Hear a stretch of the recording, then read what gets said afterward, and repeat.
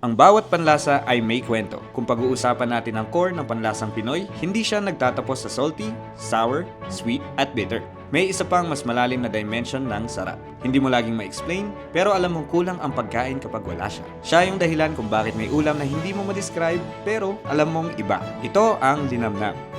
Hindi lang basta lasa, at sa bawat subo, doon mo siya tunay na naiintindihan. 5 lasa, iisang kwento. Ang storya ng panlasa nating Pilipino.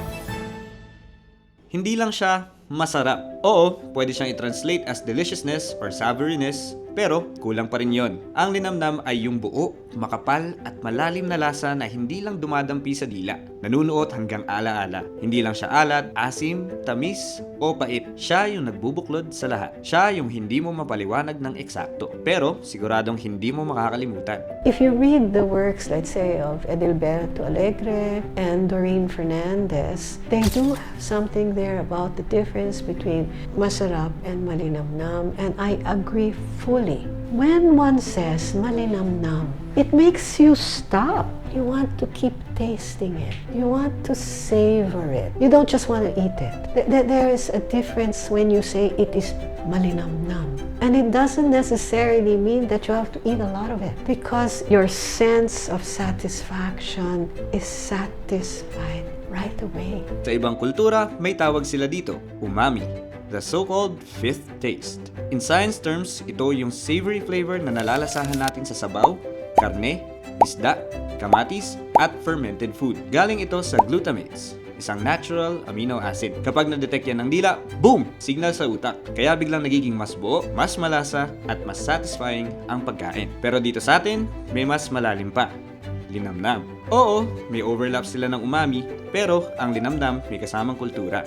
May kasamang ala-ala. Ito yung asim sarap ng sinigang kapag umuulan. Yung gata sa Bicol na creamy at comforting. Yung alat ng bagoong sa hilaw na mangga. Yung sabaw ng nilagang buto-buto na dahan-dahang pinakuluan hanggang manuot ang lasa sa laman. Sa madaling sabi, lahat ng umami may linamnam. Pero hindi lahat ng linamnam kayang i-explain ng umami. Kasi ang linamnam hindi lang science, may feelings. To me, linamnam is super special. You go, may lasa, it has taste. Masarap, it's delicious. When you go to malinamnam, it is absolutely exquisite.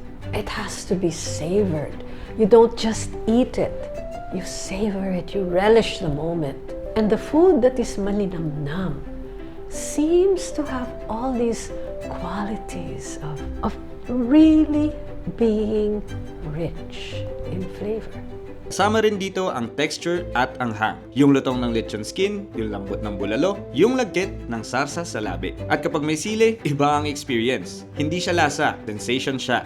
Pinapabilis ang tibok ng puso mo, pinagpapawisan ka, pero mas lalong lumalabas ang linamnam. At hindi rin requirement ang fancy technique o matagal na proseso para maging malinamnam. Nasa tamis ng prutas na bagong pitas, nasa kinilaw na fresh sa dagat, nasa daing na pinatuyo sa araw, nasa simpleng sabaw na sakto ang timpla. Kaya ang linamnam hindi lang tungkol sa recipe. Reflection siya ng kapaligiran, kasaysayan, at lifestyle natin. Sa bawat subo na may linamnam, may kwento, pasensya, pag-aalaga, at pagkakaugat sa kultura. Sa huli, ang panlasa ng isang bansa hindi lang nasa dila, nasa alaala, nasa araw-araw na pagkain, at nasa paraan natin ng pamumuhay bilang Pilipino.